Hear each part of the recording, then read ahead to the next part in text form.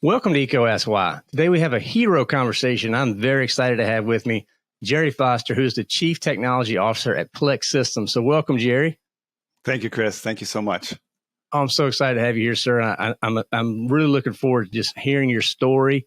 We always start these heroes conversations with just letting us know about your journey. So walk us through your journey. I want to learn more. All right. So it's a lot. It's a 30-year story, Chris. So let's go. Okay. So I'm an engineer at heart. I started my career as a programmer. I know it's hard to believe, but I was a total nerd growing up. I know that's it's hard to get your head around, but man, I was a nerd. I love developing. I started programming in 7th grade on a Commodore VIC-20. And when I saw that I could control what a computer does by typing in a few commands, I remember sitting back and going, oh my goodness, this is so stinking awesome. I'm going to rule the world. I love it. Right. And so I spent my whole, growing up, anything to do with computers and programming, and just had a blast being a nerd. Although in high school, it wasn't as much. I didn't have much of a blast being a nerd, because back then, if you played video games and you programmed, you were still like, oh, you're kind of on the fringe. But anyways, got past that and went to college, got a computer science degree. And then 1 year out of college, I got a job building manufacturing applications for a forging company. And we built some really cool stuff for this forging company here in Southeast Michigan. And there was 5 of us that were in the computer department. And we built this application that controlled everything this manufacturing facility did. And it got to be so big with our customers and our suppliers. They would come in and they'd be like, this is awesome. Do you sell this? Or how can I get this? I would give you money for this. And finally, we were like, maybe we should start our own company. So, April Fool's Day, 1995. I don't know why we picked April 1st of all days, but we started Plex proper. We broke off from that forging company, and they stayed on as a customer. It was a amicable transition. Yeah, and we started our own company, and that was in 95. That was 5 of us. And we now have about 600 employees. And we were acquired by Rockwell Automation last summer.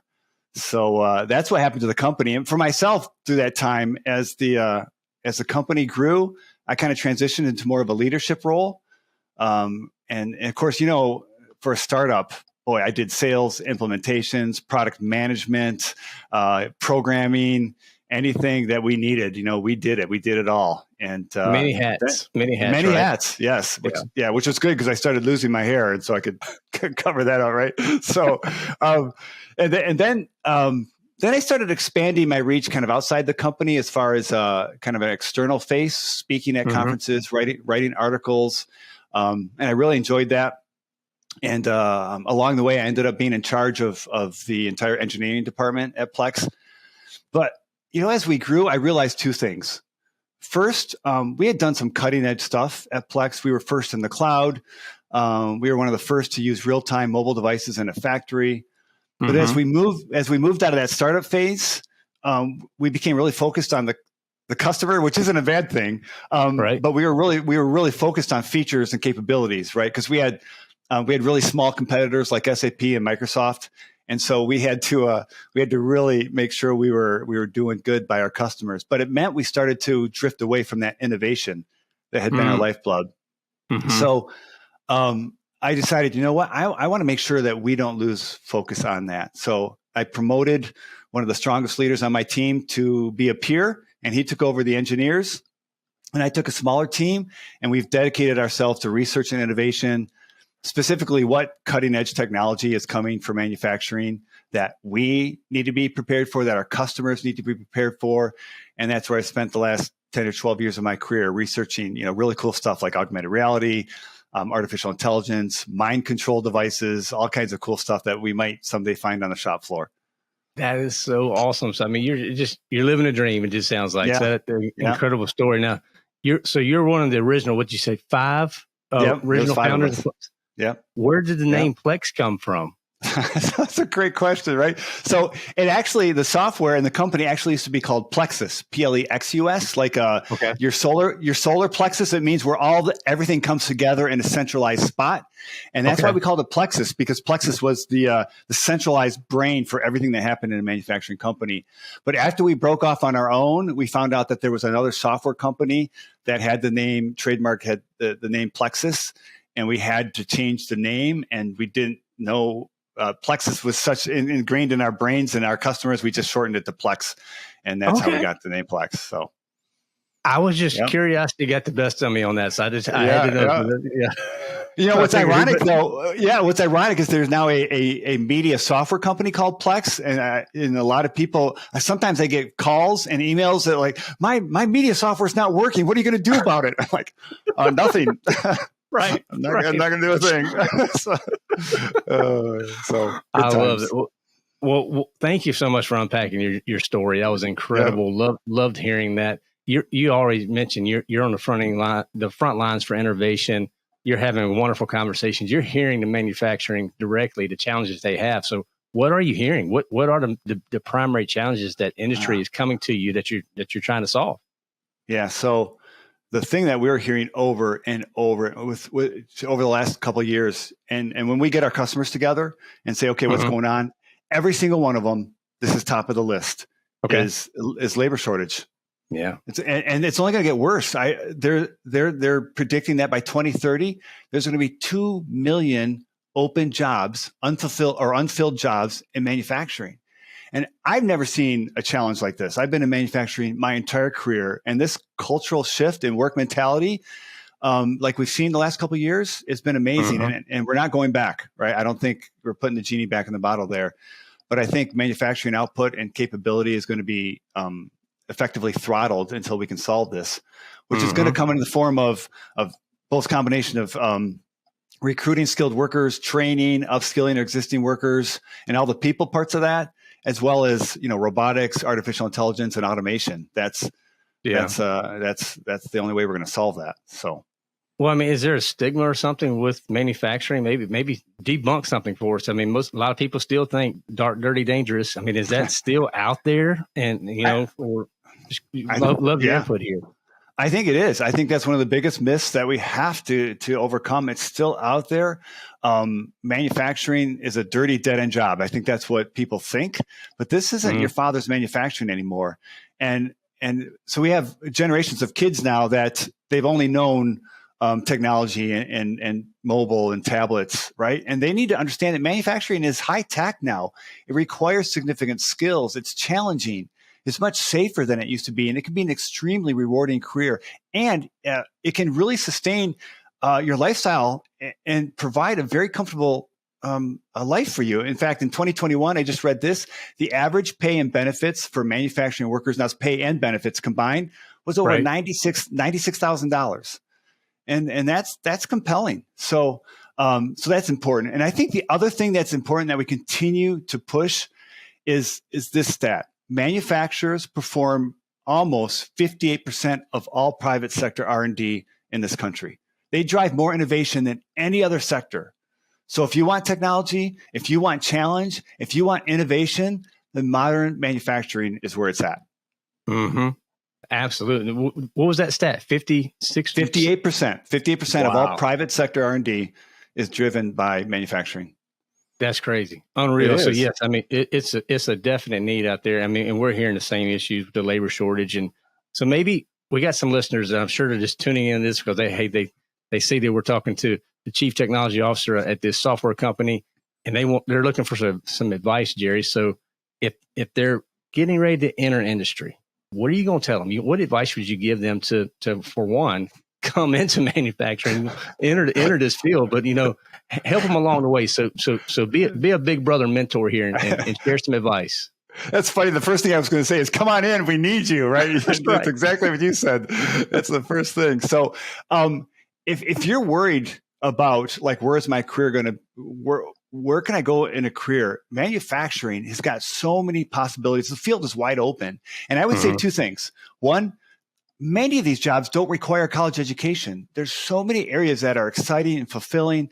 technically challenging, that you can start with either right out of high school or maybe with some vocational training, and you're not saddled with tens or hundreds or thousands of dollars in debt that you would with a college degree. So there's a track there. And I don't know if you've ever listened to Mike Rowe and his Dirty Jobs podcast and TV show. And he's doing a great work trying to remove the stigma from hard work and manufacturing and the career you can have there without college education. So that's one thing I would encourage you to encourage kids or people to consider. The other is, though, if you do want to go to college, that's wide open also, because along with the traditional careers like engineering, mechanical engineering, or programming, you now have stuff like robotics, artificial intelligence, additive printing, cybersecurity, all of these awesome hardcore tech fields that are so critical and important in manufacturing. And so if you want to go that route, you have a wide open field. Name your salary, name your place. The field is ripe right now for you to you're in the driver's seat in manufacturing if you have those skills. So pursue those. So my advice is either pursue that vocation, pursue that area of study in college, whichever you want to do, and there's going to be a job in the field waiting for you that will sustain you.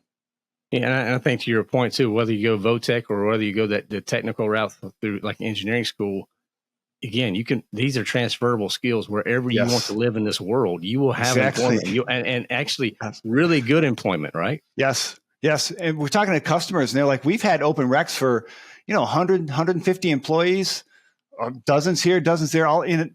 They just can't fill them. Good jobs, health insurance, life insurance, 401k, livable salary. So go for it, guys. We need you. I mean, just to pull on this a little bit more, what can the manufacturers do? You talk to a lot of them to give more exposure to the plant floor and to the changes, because so many of them. I mean, I've grown up going into manufacturing plants, week in, week out, and you have to have passes, you have to have the right PPE. I mean, sometimes they are dangerous. You got to make sure that you can't just be walking around these plants. But what could those manufacturers do to open up the door or give a peek inside more to let the next generation see? Hey, this is what it actually looks like. So there's a couple things. I'm seeing kind of a para organizations like the National Association of Manufacturers or NAM really start to have an impact here by kind of helping manufacturers and taking that load off them and driving the sort of programs that we need to help kids realize what manufacturing is. And so they're taking some of these classes into the schoolroom with like miniature portable factories or portable lines and actually setting these up in facilities where kids can actually start to use them. But I actually saw something this summer, kind of along the same lines, but different, that was so cool.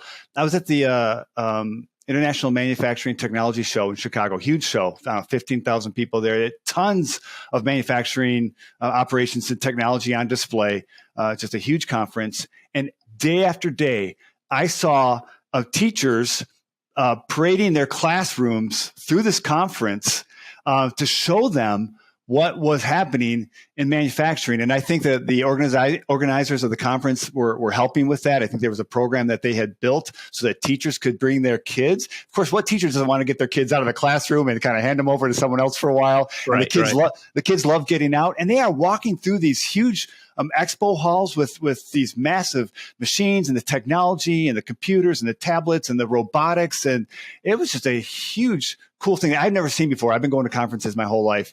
And that was a thing that I thought was really awesome, getting those kids out there and seeing what was available. So I think manufacturers helping out these para organizations to do what they do best is going to really help kind of drive that desire into our kids as they figure out what they want to do.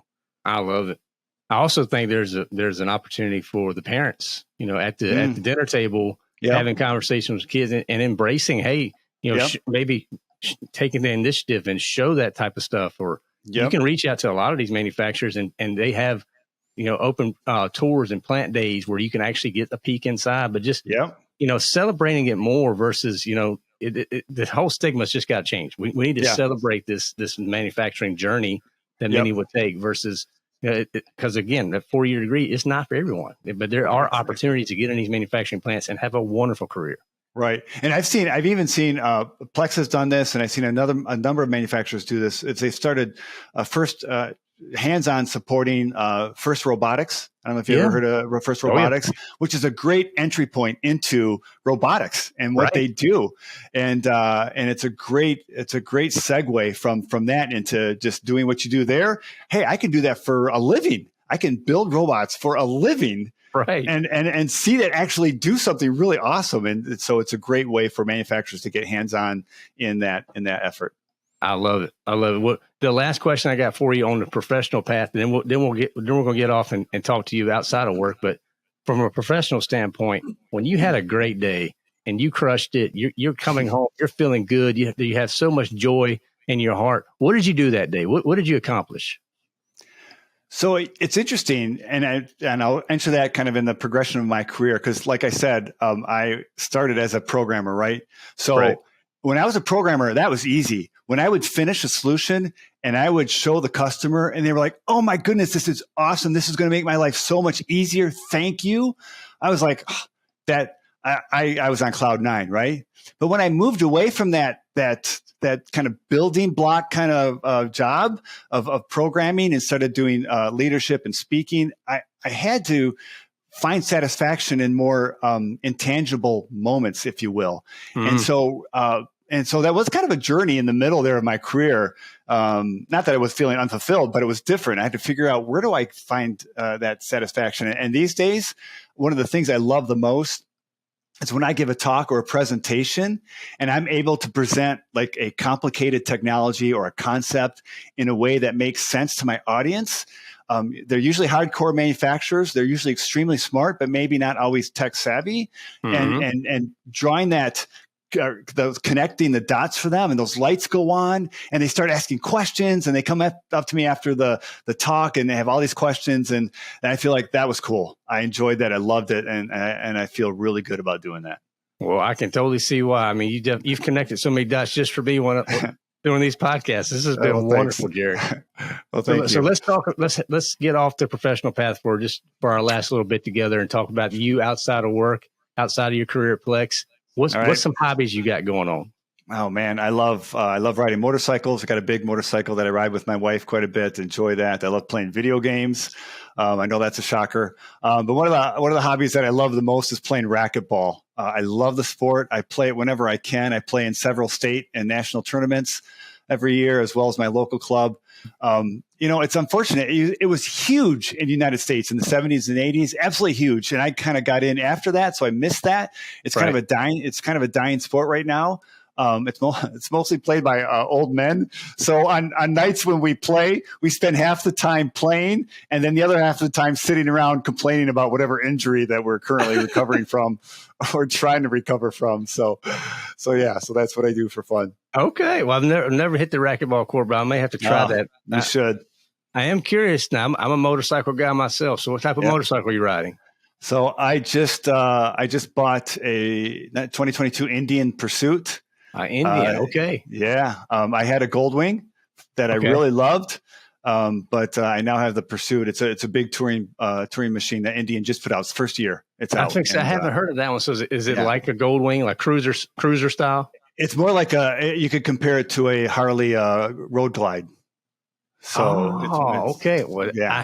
I have a Harley Road King, man. So very similar to that. Yeah, for sure. Okay. Boy, next time I'm down your way, Chris, I'll bring the bike and we'll do a ride down there. I know it's beautiful riding down there. If we can hit the Blue Ridge Parkway, you'll love it. You'll love it. I went to school in Virginia. And that Blue Ridge Parkway was just one of my highlights of going to school there. It was beautiful. Where'd you go to school at in Virginia? Liberty University. Oh yeah, LU. Yeah. My wife went to Liberty. Oh, cool. So we're up in Lynchburg all the time. My sister-in-law, my brother-in-law, they all live up in Lynchburg. So any chance we can get to go to LU, we're going to do that. That's awesome. Yeah, fantastic. Good deal. Good stuff. Well, at EECO Asks, we always like hearing about family too, Jerry. So what would you like to share with us about your family? I have an awesome family. I'm very blessed. I've been married to my wife, Angie, my wonderful wife, for 31 years. I come from a long line of couples that are married forever. I think they're just too stubborn to give up. My grandpa and grandma were married for 65 years. Angie's mom and dad have been married for 57. My mom and dad are still going strong at 55. Although my dad once told me, he said, son, your mom and I would have been divorced a long time ago, but neither one of us wanted to take the kids. So like, okay, I'm not sure how to take that, Dad, but thanks. Right. But speaking of kids, we have 4 kids. I wanted 6 kids, and my wife wanted 4, so we compromised with 4. Right. That's how that worked. So That's right. 3 daughters, 3 daughters and a son. And I've loved every stage. Even the teenage years were a blast. To be honest, they were wonderful. We had a great time.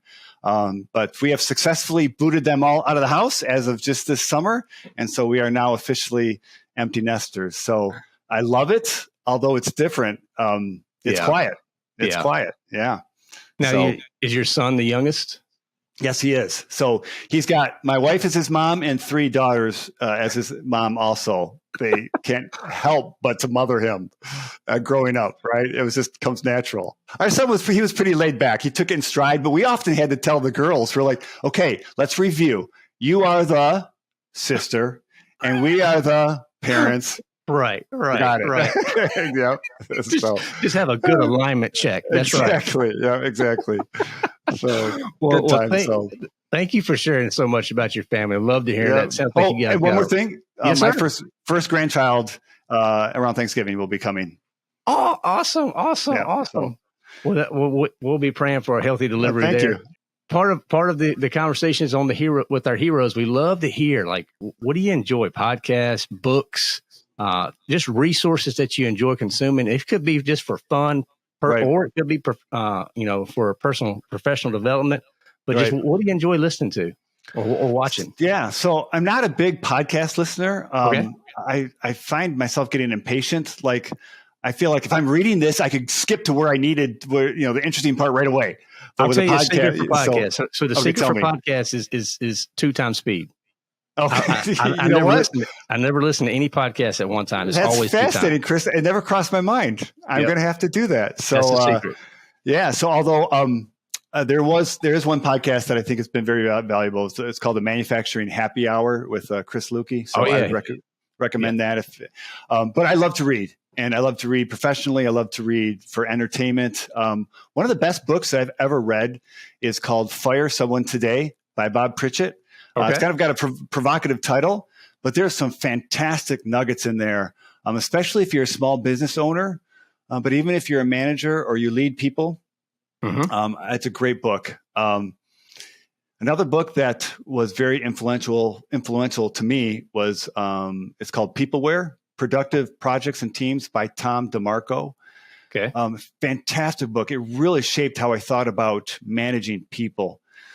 Very influential. It's a bit dated though. I'm curious if any of your listeners out there read it. I'd love to hear. I'm not sure how it. I'd be interested to see how it translates to the kind of remote work climate that we find ourselves in. Maybe I should read it again. But yeah. And of course, as a person of faith, I have a huge library of religious books that I've enjoyed, with the Bible, of course, being one of the most read and influential books in my life. And then entertainment. I love everything. I'm all over the board. Sci-fi to Louis L'Amour. I just finished Dune, the graphic novel. And so I've any fantasy, war, any fiction. I love fiction. Good stories. I love it. Well, thank you for sharing that. And we'll make sure we put some links in the show notes for those few books that you mentioned. Yeah, so listeners, they want to check that out. They can go grab it. So awesome. Almost at here at the end, Jerry, we do a lightning round at the very end of our hero conversation. So if you're willing to play along, we'll just jump in and have a little fun. Love it. All right. So what's your favorite food? So my best comfort food is grilled cheese, perfectly toasted with hot tomato soup on a cold day here in Michigan. Nothing better. Man. All right. Yep. I'm right there with you, buddy. Right there with you. Yeah. Now, how about drink? It could be soda, juice. What's your favorite type of thing that you like drinking? Diet Mountain Dew. And I know all the nerds out there like diet. A couple of years ago, I was drinking 3 cans of Mountain Dew a day, and I was not in good shape. And I lost 65 pounds, and I had to switch over to Diet Pop. So that's why I'm Diet Mountain Dew. So you lost 65 pounds by wow, that's great, man. Just cutting out sugar. Yeah. Just by cutting out sugar. Yeah. Wow. And playing a lot of racquetball. Exactly. Yeah, exactly right. Very cool. Very cool. Now, this is a funny little question here. What's on your nightstand? So, remember I talked about old men and racquetball? Yeah. So on my nightstand is Biofreeze, Tiger Balm, Voltaren, and I'm not kidding. These are all the ointments and lotions I have to put on my back and my elbows and my knees before I go to bed so I can sleep. So right. I mean, I think once you get to 40, you have to have like a Tylenol smoothie in the morning just to get going, right? You know, exactly. So some days it's like that. So how about your favorite app on your phone? It's kind of an odd one. I have an app that I love. It's called My Radar. And here in Michigan, the weather changes constantly. And I hate going to a website and trying to find, I always find it more valuable to use My Radar because it shows me what's going on right now, where I'm at, where the clouds are, where they're coming, if it's raining or snowing. And I use it all the time. Okay. Very cool. Yeah. Especially riding motorcycles. I find it very valuable. Yeah. There's nothing worse than being on a bike in a rainstorm. So, for sure. For sure. All right. Let's do a few more. How about a guilty pleasure? Do you have any guilty pleasures out there? Oh, yes. Caramel M&Ms. Oh, okay. I have to hide those bags all over the office. I eat way too many. Sometimes I just bought the 5-pound bag today at the store. So yeah. I mean, I just don't have willpower when it comes to M&Ms. I don't know. That's my kryptonite, you know? I hear you. All right. What's your favorite movie all time? Shawshank Redemption. Nice. It's not only one of the best movies ever, just on its own merits, right? But there's some very strong religious analogies there with the life of Jesus Christ and Andy Dufresne, the lead character in the movie. Yeah. Some nice parallels there that adds kind of a nice overlay to the movie that you might not realize, and it's very meaningful. I love that movie.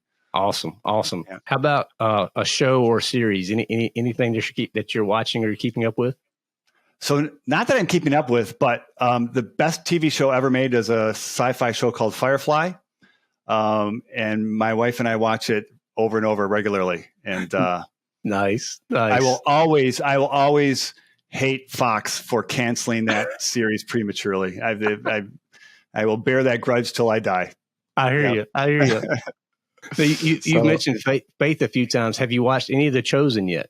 I have. It's on my list. I've had multiple people tell me I need to watch that, so I will. All right, that is a must. So that's okay. I'm not getting paid to say that. That is just a must from one brother to another. So anyway, there you go. Check that one out. And the last question for you, Jerry. This is a very easy one, but there is a right or wrong answer. Dogs or cats? Oh, dude, we live on a hobby farm. I can't make that choice. Growing up, with my kids growing up, we had goats, chickens, dogs, cats, rabbits, lizards, gerbils, hamsters, birds, fish, honeybees. And with the kids out of the house, we've gotten rid of all the animals and we're down to one solitary cat, Simon, who thinks he owns the place. So at the moment, it's a cat. That's all right. You bat at 9 out of 10. It's all good. Okay. Good. I'm glad you can still talk with me. Oh goodness, I love it. This has been a wonderful conversation. We always wrap up EECO Asks Why with the why, Jerry. So if somebody wants to know what your personal why is, what are you going to tell them? My personal why is twofold. It's one to point people to Jesus Christ and that He is the answer to all the questions that plague you. And secondly is to be the best father and husband that I can be to my family. Love that answer, Jerry. Love it so much. So thank you so much. We'll make sure we put the connection, all the links in our show notes, particularly for Plex, for all the resources you pointed out here today. But is there anything else you'd like to share with our listeners? No, I think we covered it. I'm happy. That was fun. Well, I had a blast. Thank you so much for everything that you shared and for being our hero here on EECO Asks Why. Well, thanks, Chris. Thank you so much. Have a good day. All right, you too. That was a phenomenal story with Jerry. Just the whole way that his career has evolved to the point now he's over innovation, talking with manufacturing leaders, just being an inspiration to so many people. I love his heart, his family, all the wonderful things he has going on, as well as, hey, racquetball. It feels like that's a lot of fun. We're not going to hold it against him that he got the dogs versus cat question wrong. That's okay. We'll let that one slide. But seriously, Jerry's just a wonderful man. Really enjoyed that conversation. So I hope you did as well. Found some inspiration there, maybe some ideas on things you could do in your career that start really move things forward and lean in, because we need more people in manufacturing that are embracing the idea of getting out and understanding how you can make an impact. There is so many different opportunities. So get inside these plants, have the conversations with these leaders like Jerry, and let's learn and let's grow together. If you are enjoying EECO Asks Why, I would encourage you to share it with other people. Go to your phone right now, hit that button, share that text message. That makes all the difference in the world. And then while you're there, give us a 5-star rating, write a review, 2 sentences. That's all you got to do. You can just say, this is a wonderful podcast. I love it each and every week. That would be wonderful. That would make all the difference in the world to us. So guys, I hope you enjoyed this. And remember, EECO Asks Why is all about people and ideas over products. We're not pushing any sales to you. We're just trying to inform you with information that's going to help you make better decisions in your plants in the future. Have a great day. Come back next week for more wonderful insight from the heroes of industry. And remember to keep asking why.